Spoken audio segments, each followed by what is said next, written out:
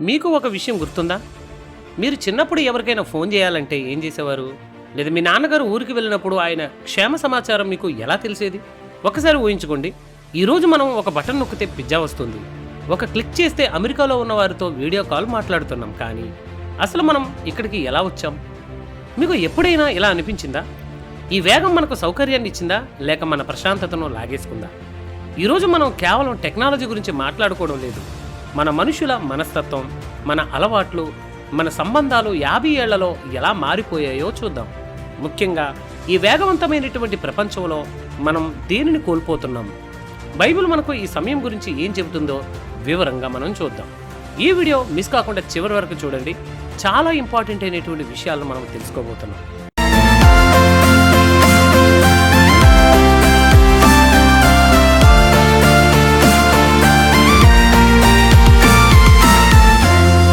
నేను మీ డానియల్, మీరు చూస్తున్నారు Bible unknown facts Telugu YouTube channel.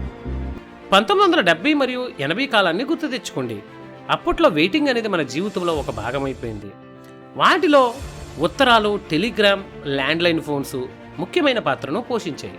ఉత్తరాలు అప్పట్లో ఒక వార్త పంపాలంటే పసుపు రంగు ఇన్లాండ్ లెటర్ లేదా పోస్ట్ కార్డు రాసేవాళ్ళు. ఆ ఉత్తరం డబ్బాలో వేసిన తర్వాత అది చేరడానికి వారం పట్టేది.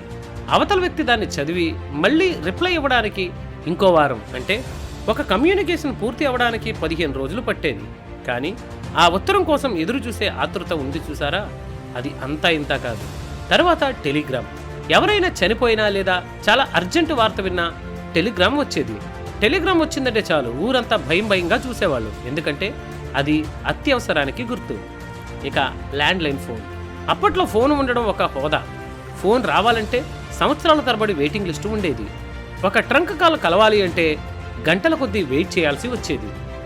అప్పట్లో మనకు ఓపిక అనేది చాలా ఎక్కువగా ఉండేది, ఎందుకంటే మనకు వేరే దారి లేదు, వేరే ఆప్షన్ కూడా లేదు. ఈరోజు మనకు ఓపిక ఎందుకు తగ్గిపోయింది? ఎందుకంటే మనకు వెయిటింగ్ అంటే నచ్చడం లేదు. 90ల కాలం నుండి 2010 వరకు ప్రపంచం ఒక పెద్ద మలుపు తిరిగింది. దీనిని చరిత్రకారులు డిజిటల్ రెవల్యూషన్ అని అంటాం. మొట్టమొదటిగా కంప్యూటర్లో, ఇంటర్నెట్లో వచ్చాయి. ఆ డైలప్ ఇంటర్నెట్ శబ్దం గుర్తుందా? కిర్ర్ అని సౌండ్ వస్తూ కనెక్ట్ అయ్యేది. గూగుల్ రాకముందు ఏ విషయం తెలియాలి అన్నా లైబ్రరీకి వెళ్ళి పుస్తకాలను వెతికేవాళ్ళం. తర్వాత మొబైల్ ఫోన్స్ వచ్చాయి. నోకియా 1100 ఫోన్ వచ్చిన తర్వాత మెసేజ్ పంపడం అనేది ఒక వింత అయిపోయింది. 160 అక్షరాలలోపే రాయాలి, లేదంటే 2 మెసేజ్ ఛార్జీలు పడేవి. ఇక మూడోది ఈ కామర్స్ అనేది ప్రారంభమైంది. వస్తువులు కొనాలంటే మార్కెట్కి వెళ్ళడం తప్పనిసరి, కానీ నెమ్మదిగా వెబ్సైట్లు రావడం మొదలయ్యాయి. ద షాలో అనేటువంటి పుస్తకంలో నికోలస్ కార్ అనే రచయిత ఒక మాట అన్నారు: ఇంటర్నెట్ మన మెదడు పనితీరును మార్చేస్తుంది. అప్పట్లో మనం లోతుగా ఆలోచించేవాళ్ళం, ఇప్పుడు మనం కేవలం స్కాన్ చేస్తున్నాం. ఇప్పుడు మనం 2026లో ఉన్నాం. మన జీవితం ఒక స్క్రీన్ మీద ఉంది. ఫుడ్ మరియు షాపింగ్. Swiggy, Zomato, Amazon. ఆకలి వేస్తే చాలు 20 నిమిషాల్లో బిర్యానీ ఇంటి ముందు ఉంటుంది. మనకు నచ్చిన బట్టలు ప్రపంచంలో ఎక్కడ ఉన్నా 3 రోజుల్లో మన చేతికి వస్తాయి. ఇక యూపీఐ విప్లవాన్ని కూడా మీరు చూడండి. జేబులో రూపాయి లేకపోయినా ఫోన్ ఉంటే చాలు, చిల్లర సమస్య లేదు, వెయిటింగ్ లేదు. Live tracking. మన ఆర్డర్ ఎక్కడ ఉంది, డెలివరీ బాయ్ ఏ గల్లీలో ఉన్నాడు అని మన కళ్ళ ముందే అన్నీ కూడా కనిపిస్తున్నాయి. దీనివల్ల మనకు ఒక రకమైనటువంటి కంట్రోల్ దొరికినట్లు అనిపిస్తుంది. మనం ఇన్స్టాంట్ గ్రాటిఫికేషన్ అంటే తక్షణ తృప్తి అనే వలలో పడిపోయాం. ఏదైనా వెంటనే జరిగిపోవాలి. ఒక వీడియో 5 సెకండ్లు లోడ్ అవ్వకపోతే మనకు కోపం వచ్చేస్తుంది. మీరు గమనించారా? మన తాతయ్యల బస్సు కోసం గంటల తరబడి వెయిట్ చేసేవారు. మనం మాత్రం 2 నిమిషాలు ఓలా క్యాబ్ ఆలస్యమైతే చాలు చిరాకు పడిపోతూ ఉన్నాం. అప్పట్లో బ్యాంక్ లైన్లో నిలబడడానికి ఒక రోజు పట్టేది. ఇప్పుడు సెకండ్లలో పని అయిపోతుంది. మిగిలిన సమయాన్ని మనం దీని కొరకు వాడుతున్నాం. ప్రపంచం చిన్న గ్రామంలా మారిపోయింది. నాలెడ్జ్ అందరికీ అందుబాటులోనికి వచ్చింది. ఏది కావాలన్నా మనిషికి నిమిషాల్లో అందుబాటులో ఉంటుంది. నచ్చింది ఆర్డర్ చేస్తాడు, కొంటాడు, తింటాడు, తిరుగుతాడు. అయితే ఇది ఎప్పటి వరకు మరి? ఈ భూమి మీద ఎవరైనా కానీ 70-80 సంవత్సరాల వయసు వరకు మాత్రమే ఇవన్నీ అనుభవిస్తారు. ఏ యాప్ డెవలప్ అయినా ఇట్టే అలవాటు పడిపోతూ ఉన్నాడు. మనం ఇక్కడ ఇంకొక ముఖ్యమైనటువంటి విషయాన్ని గురించి మాట్లాడుకోవాలి. ఈరోజు మనం వాడుతున్నటువంటి యాప్స్ అన్నీ ఎలా వచ్చాయి? ఏదో మ్యాజిక్ చేస్తే రాలేదు కదా. వీటి వెనక మనిషి మేధస్సు ఉంది.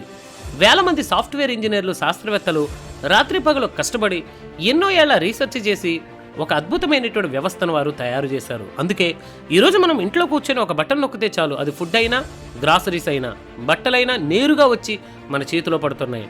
మనిషి తన జ్ఞానాన్ని ఉపయోగించి మన జీవితాన్ని ఎంత కన్వీనియంట్గా మార్చేశాడో చూశారు కదా. కానీ ఒకసారి లోతుగా ఆలోచించండి, మనం ఈ సదుపాయాలకు ఎంత అలవాటు పడిపోయామంటే ఆర్డర్ చేసినటువంటి వస్తువులు 5 నిమిషాలు లేట్ అయితే చాలు మనకు చిరాకు వస్తుంది. డెలివరీ బాయ్కి ఫోన్ చేస్తాం, కస్టమర్ కేర్తో గొడవ పడతాం, టైంకి రాకపోతే ఎలా అని కోప్పడతాం. అంటే మనకు అంత అర్జెన్సీ ఉంది. అయితే ఇక్కడే అసలు ప్రశ్న వస్తుంది, మనిషి చేసిన ఈ చిన్న చిన్న పనులకే మనం ఇంతలా రియాక్ట్ అవుతున్నాం కదా. మరి గత 2000 సంవత్సరాలుగా దేవుడు మనకు ఒక అసలైన ఆర్డర్ చేసుకోమని చెబుతున్నాడు.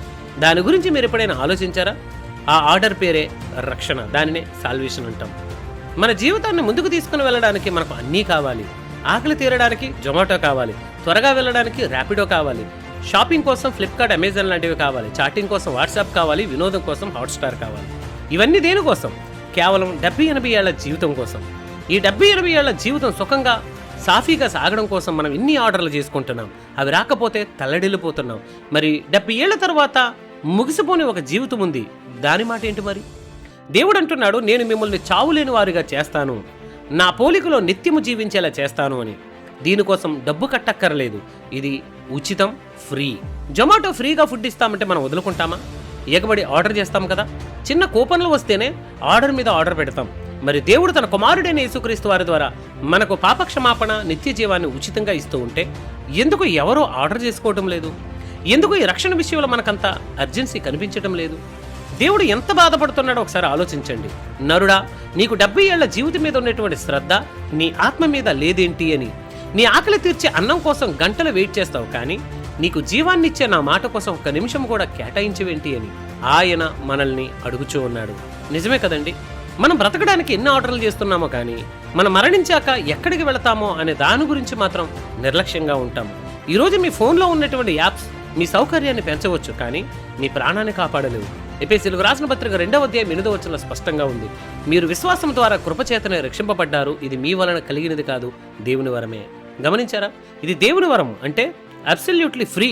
మనం చేయాల్సిందల్లా ఆ రక్షణను మనం హృదయపూర్వకంగా విశ్వాసంతో ఆర్డర్ చేసుకోవడమే. యోహాను సువార్త 3:16లో ఉన్నట్లుగా దేవుడు లోకమును ఎంతో ప్రేమించెను, ఆయనను విశ్వసించి ప్రతివాడు నశింపక నిత్యజీవం పొందినట్లు ప్రభువైన యేసుక్రీస్తు వారిని అనుగ్రహించునని మాట చూస్తాము. టెక్నాలజీ మీద ఉన్నటువంటి ఇంట్రెస్ట్ మనకు దేవుని రక్షణ మీద లేకపోవడం చాలా బాధాకరం. అపవాది లోకాన్ని ఎలాంటి మాయాగోడల మధ్య ఆడిస్తున్నాడో తెలుసా? వాడు మన మెదడులో ఒక విషాదకరమైనటువంటి ఆలోచనను ఎక్కించేశాడు. అదేంటంటే ఇదే జీవితం, ఈరోజు తిన్నామా, తాగామా, ఎంజాయ్ చేసామా, ఇది చాలు అని. వాడు బైబిల్ వాక్యాలను కూడా మనకు తప్పుగా చూపిస్తూ ఉంటాడు. బైబిల్ రేపటి గురించి చింతించుకొని చెప్పింది, దేవుని మీద నమ్మకం ఉంచమని చెప్పింది. కానీ అపవాది దాన్ని ఎలా వాడుతున్నాడో తెలుసా? రేపటి గురించి నీకెందుకు, రక్షణ గురించి తర్వాత చూసుకోవచ్చు, ఇంకా చాలా టైం ఉంది, ఇప్పుడే సంపాదించు, ఇప్పుడే ఎంజాయ్ చేయి, ఇప్పుడు కాకపోతే ఇంకెప్పుడు చేస్తావు అని మనల్ని ఆత్మ సంబంధమైనటువంటి ఆలోచనలోంచి లోక సంబంధమైనటువంటి మత్తులో ముంచేస్తూ ఉన్నాడు. గమనించండి, రక్షణకు ఏం తొందర లేదు అనే అపవాది చెప్పే అతిపెద్ద అబద్ధం. కానీ సజీవమైన దేవుని వాక్యం ఏమంటుందో తెలుసా? ఇదిగో ఇప్పుడే మిక్కిలి అనుకూల సమయం, ఇదిగో నేడే రక్షణ దినం అని కొరింథీయులకు రాసిన 2వ పత్రిక 6:2లో మనం చూస్తాం. ఒక్కసారి ఆలోచించండి, ఈ నిమిషం ఈ ప్రపంచంలో ఎంతమంది నిద్రలోనే కన్నుమూసి ఉంటారో, ఇంకెంతమంది హాస్పిటల్ బెడ్స్ మీద మరణంతో పోరాడుతూ ఉన్నారో. మరి మీరు, నేను ఈ క్షణం క్షేమంగా ఉన్నామో, ఆరోగ్యంగా ఉన్నాం, ఈ మాటలను వింటూ ఉన్నాం. అది మన గొప్పతనం అనుకుంటున్నారా? కానే కాదు. అది దేవుడు మనకు ఇస్తున్నటువంటి ఉచితమైన కృప. మనం మారు మనసు పొంది ఆయన దగ్గరకు రావడానికి ఆయన మనకు ఇస్తున్న ఇంకొక అవకాశం. మన శ్వాస మనది కాదు, అది దేవుని ఊపిరి. అలాంటిది ఆ శ్వాస పోకముందే మన ఆత్మరక్షణ గురించి ఆలోచించకపోతే అంతకంటే దౌర్భాగ్యం ఇంకొకటి ఉండదు. దీనికి ఒక అద్భుతమైనటువంటి ఉదాహరణ బైబిల్లో ఉంది. అదే నోవాహు దినాలు. నోవాహు గారు 100 సంవత్సరాలకు పైగా ఓడను కడుతూనే ఉన్నారు. ఒక పక్క ఓడ తయారవుతుంది, ఇంకో పక్క నోవాహు గారు ప్రజలను హెచ్చరిస్తూనే ఉన్నారు, జలప్రళయం వస్తుంది, దేవుని రక్షణలోనికి రండి అని. మరి ఆ రోజుల్లో జనం ఏం చేస్తున్నారు? బైబిల్ చెబుతుంది, వారు తింటూ త్రాగుతూ పెళ్లిళ్ళు చేసుకుంటూ తమ పనుల్లో బిజీగా ఉన్నారు. వారికి నోవాహు మాటలు పిచ్చి మాటల్లా అనిపించాయి. ఏంటి, ఆకాశం నుండి నీళ్లు పడతాయా? ఈ ముసలాయనికి పిచ్చి పట్టింది, మన ఎంజాయ్మెంట్ మనది అని వారు నవ్వుకున్నారు. లోకమంతా ఎంజాయ్ చేస్తూ బిజీగా ఉంటే నోవాహు మాత్రం దేవుడిచ్చిన మాటకు లోబడి నిందలు భరిస్తూ వాడను సిద్ధం చేసుకున్నాడు. చివరికి ఏం జరిగింది? జలప్రళయం వచ్చినప్పుడు ఆ బిజీగా ఉన్న లోకమంతా కొట్టుకుపోయింది. కానీ దేవుని మాట నమ్మి ఓడలోనికి వెళ్ళిన నోవాహు కుటుంబం మాత్రం రక్షింపబడింది. ఈరోజు మన పరిస్థితులు కూడా అలాగే ఉన్నాయి. లోకమంతా టెక్నాలజీతో, సంపాదనతో, వినోదంతో బిజీగా ఉంది. రక్షణ అనేటువంటి వాడ సిద్ధంగా ఉంది. యేసుక్రీస్తు అనే తలుపు ఇంకా తెరిచే ఉంది. కానీ అపవాది మిమ్మల్ని ఆ తలుపులోనికి రాకుండా, వెళ్లకుండా ఇంకా టైం ఉందిలే అని ఆపేస్తూ ఉన్నాడు. ఆ రోజు నోవాహు దినాల్లో వాడ తలుపు వేయబడిన తర్వాత ఎంత ఏడ్చినా లాభం లేకుండా పోయింది. అలాగే మీ శ్వాస ఆగిపోయిన తర్వాత లేదా ప్రభువు రాకడ సమీపించిన తర్వాత నేను ఇప్పుడు రక్షణ పొందుతాను అంటే కుదరదు. ఈ 70 ఏళ్ల జీవితం కోసం మనం పడుతున్న తాపత్రయంలో 100లో 1 వంతు కూడా మనం మన నిత్య జీవం కోసం పాటుపడటం లేదు. దేవుడు మిమ్మల్ని ఎంతగానో ప్రేమిస్తున్నాడు కాబట్టే ఈ మాటలు మీ వరకు చేరాయి. మీరు ఇంకా జీవించి ఉన్నారంటే దేవునికి మీ పట్ల ఒక గొప్ప ప్రణాళిక ఉంది. ఆయన మిమ్మల్ని నాశనం చేయడానికి ఇష్టపడటం లేదు. మనం ఈ వీడియో ముగింపుకు వచ్చాం, కానీ ఇది మీ జీవితంలో ఒక కొత్త ప్రారంభానికి నాంది కావాలని నేను కోరుకుంటున్నాను. ఇప్పటి వరకు మనం ఈ బిజీ లైఫ్లో ఎన్నో ఆర్డర్లు చేసి ఉంటాం. పొద్దున్న లేచింది మొదలు రాత్రి పడుకునే వరకు ఏదో ఒక యాప్ను ఓపెన్ చేయడం, మనకు నచ్చింది బుక్ చేయడం మనకు అలవాటైపోయింది. కానీ ఒక్క నిమిషం ఆలోచించండి. ఈరోజు దేవుడు మీకు ఆఫర్ చేస్తున్నటువంటి రక్షణ అనే ఆర్డర్ను మీరు చేసుకున్నారా? మనం బయట ఏదైనా ఆర్డర్ చేయాలంటే బ్యాంక్ బ్యాలెన్స్ ఉండాలి, మంచి స్మార్ట్ ఫోన్ ఉండాలి, నెట్ ఉండాలి, నెల బిల్లులు కట్టాలి. కానీ దేవుని రక్షణ గురించి ఒక అద్భుతమైన విషయం చెప్పనా? దీనికి డబ్బులే అవసరం లేదు. లక్షల రూపాయల విలువైన ఫోన్లు అవసరం లేదు. మీరు ఏ బిల్లులు కట్టక్కర్లేదు. మీరు ఏ మారుమూల గ్రామాల్లో ఉన్నా, ఏ అడవిలో ఉన్నా, లేదా రద్దీగా ఉన్న నగరంలో ఉన్నా, మీరు ఏ ప్రదేశంలో ఉన్నా సరే ఈ రక్షణ అనేది నేరుగా మీ యొద్దకే డెలివరీ అవుతుంది. చాలా సింపుల్. మనకు డెలివరీ రావాలి అంటే ఒక యాప్ కావాలి కదా. రక్షణ అనేటువంటి ప్రాసెస్ కోసం మన దగ్గర ఉండాల్సినటువంటి యాప్ దేవుని యొక్క వాక్యం, ద వర్డ్ ఆఫ్ గాడ్. ఈ యాప్ను మీ హృదయంలోనికి డౌన్లోడ్ చేసుకోవాలి. ఇక ఈ యాప్ ఓపెన్ చేయగానే మనకు ఒక ప్రోడక్ట్ కనబడుతుంది, అదే రక్షణ. ఈ రక్షణ అనేటువంటి ప్రోడక్ట్ మనకు అందాలి అంటే అక్కడ ఆర్డర్ బటన్ ఉంటుంది. ఆ బటన్ పేరే ప్రభువైన యేసుక్రీస్తు వారు. ఆ బటన్ మీద క్లిక్ చేస్తేనే తప్ప, అంటే యేసుక్రీస్తుని మీ సొంత రక్షకునిగా అంగీకరిస్తేనే తప్ప రక్షణ మీ వరకు రాదు. ఆయన అన్నాడు కదా, నేనే మార్గము, సత్యము, జీవము, నా ద్వారా తప్ప ఎవడును తండ్రి యొద్దకు రాడు. యోహాను సువార్త 14వ అధ్యాయం 6వ వచనంలో ఈ మాట చూస్తాం. కాబట్టి ఆ బటన్ మీద క్లిక్ చేయడం అంటే ఆయనను విశ్వసించడమే. అయితే మనం ఆర్డర్ చేసేటప్పుడు కొన్ని ఇన్స్ట్రక్షన్స్ను చదువుతాం. అలాగే దేవుని వాక్యం అనేటువంటి యాప్లో కూడా కొన్ని ముఖ్యమైనటువంటి సూచనలు ఉన్నాయి. అవి ఏంటంటే, మారు మనసు పొంది పాప క్షమాపణ నిమిత్తం ప్రతి వాడును యేసుక్రీస్తు నామములో బాప్తిసం పొందాలి అని. అపోస్తల కార్యములు 2వ అధ్యాయం 38 ఈ మాట చూడొచ్చు. ఎప్పుడైతే మీరు ఈ సూచనలు పాటిస్తున్నారో అప్పుడు ఆ రక్షణ మీకు డెలివరీ చేయబడుతుంది. అది మన జీవితాన్ని, మన భవిష్యత్తును, మన నిత్య జీవాన్ని మార్చివేస్తుంది. ఆలస్యం చేయకండి. ఆన్లైన్ షాపింగ్లో అయితే స్టాక్ అయిపోతుందని కంగారు పడతాం, కానీ ఇక్కడ స్టాక్ అయిపోదు, కానీ సమయం మాత్రం అయిపోతుంది. మీ శ్వాస ఉన్నప్పుడే ఈ ఆర్డర్ కన్ఫర్మ్ చేసుకోవాలి. అన్ని ఆర్డర్ల కంటే ఇది చాలా చాలా ముఖ్యమైనది, ప్రాముఖ్యమైనది. ప్రపంచ పరిస్థితిని చూస్తున్నారు కదా, ఎక్కడ చూసిన యుద్ధాలు, గొడవలు, అల్లర్లు. సమయం అయిపోతూ ఉంది. ఈరోజు నేను మీ అందరికీ ఒక చిన్న రిక్వెస్ట్ చేస్తున్నాను. ఈ రక్షణ అనే గొప్ప వార్తను మీ ఒక్కరికే పరిమితం చేసుకోనకుండా, మనం ఏదైనా మంచి వస్తువు కొంటే నలుగురికి ఎలాగైతే చెబుతాం అలాగే ఈ పరలోకపు ఆర్డర్ గురించి అందరికీ తెలియజేయండి. మీ కుటుంబ సభ్యులకు, మీ స్నేహితులకు ఈ విషయాన్ని షేర్ చేయండి. ఈ వీడియో కనుక మీకు నచ్చితే ఈ వీడియోని లైక్ చేయండి, షేర్ చేయండి.